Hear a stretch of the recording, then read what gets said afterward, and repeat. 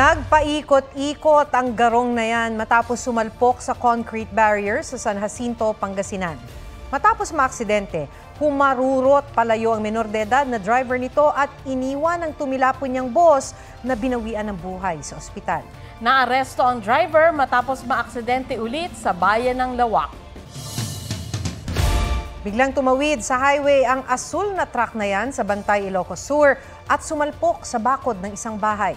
Sugatan ng driver at 3 construction workers na sakay nito. Ayon sa mga pulis, nakainom ang truck driver. Ipinadeport ang mahigit 30 Chinese nationals na nahuli sa mga sinalakay na Pogo Hub sa Pasay at Tarlac. Kabilang sa na-deport, isang bagong silang na sanggol na anak ng Pogo worker. Pakiusap naman ang pamahalaan sa mga dayuhang Pogo worker kusa nang umalis ng Pilipinas, imbis na mahuli pa sa operasyon. May report si Joseph Moro. Nakagapos ng cable ties ang 33 Chinese nationals na ito nang dumating sa NAIA. Nahuli sila sa mga ni-raid na Pogo sa Pasay at Bamban Tarlac na ipinadeport sa China. Kabilang sa bumiyahe ang isang bagong silang na sanggol na ipinanganak sa Pilipinas matapos mahuli sa Pogo ang kanyang mga magulang. Ipinadeport sila dahil due sanguinis o sunod sa magulang ang pagkamamamayang sinusunod sa Pilipinas at hindi ang lugar ng kapanganakan. Technically kasi lahat ng mga yan will be treated as criminal suspects in China. So they will all be charged criminally in China.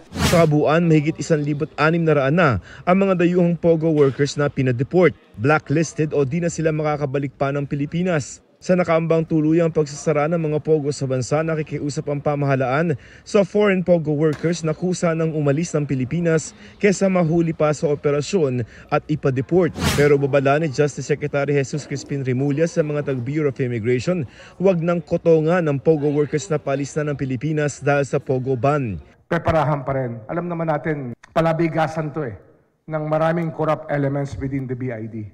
Sa mga Has interview, sinabi ng PAGCOR na malaking hamon ang pagtugi sa mga dayuhang Pogo worker.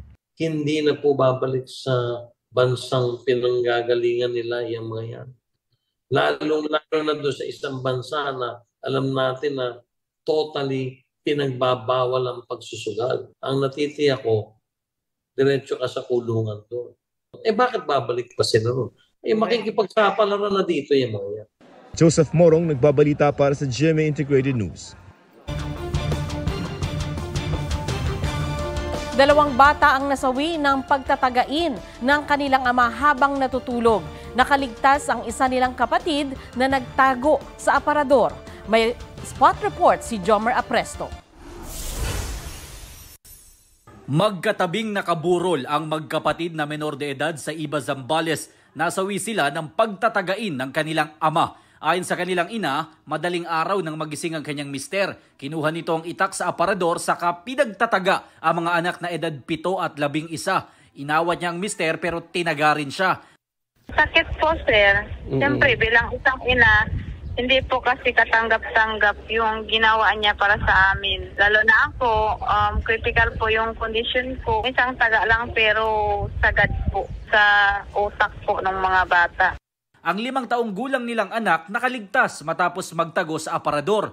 Aniya hindi lasing ang kanyang mister noon. Kinumpirma rin ng pulisya na negatibo ang sospek sa droga. Nahuli ang sospek nang dalhin ang sugatan niyang misis sa ospital.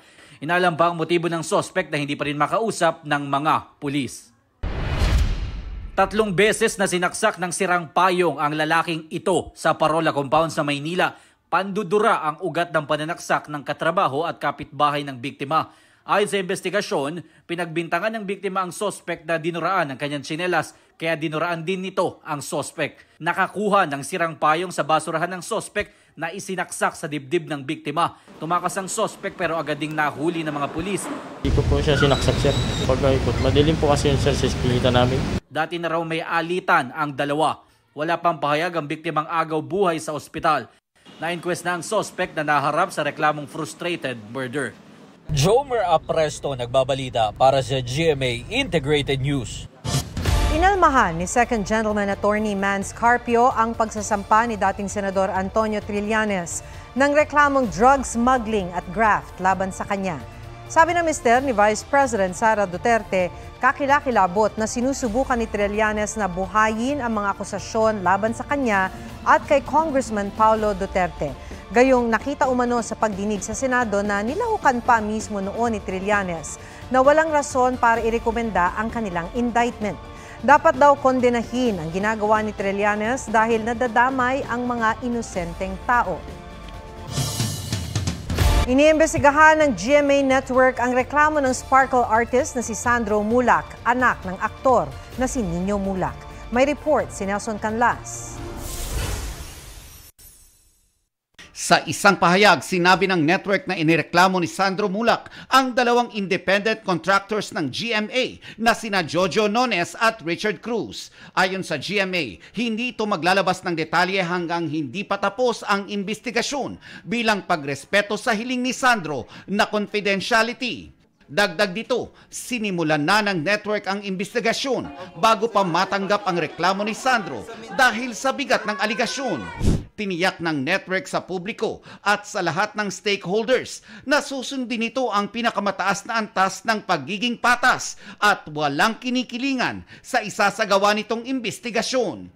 Sa isang text message sa GMA Integrated News, sinabi ni Nino Mulak na tinatapos lang nila ang paghahain ng kasong kriminal. Saka raw siya magbibigay ng pahayag. Sa isang pahayag naman, sinabi ng abogado ni Nones at Cruz na ikinalulungkot ng dalawa ang mga aligasyon sa kanila na kumakalat sa social media. Kahit daw hindi sinasalamin ng mga aligasyon, ang tunay ani lang nangyari. Sasagutin daw nila ito sa proper forum at kapag natanggap na nila ang kopya ng formal complaint, inuudyok nila ang publiko na respetuhin ang investigasyon. Ang mga wala nilang personal na kaalaman tungkol sa insidente, iwasan daw sanang mag-post ng mga aligasyong walang basehan at paninirang puri at nagsasailalim sa mga sangkot sa publicity trial. Nelson Canlas, nagbabalita para sa GMA Integrated News.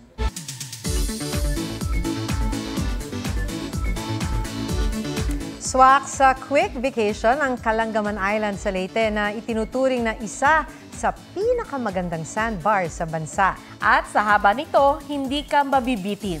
G tayo riyan kasama si Oscar Oida. Umuulan man, di natinag ang grupong ito na gumala. At ang kanilang destination, guys, we're finally here. Ang isla ng Kalangaman sa Palumpon, Leyte.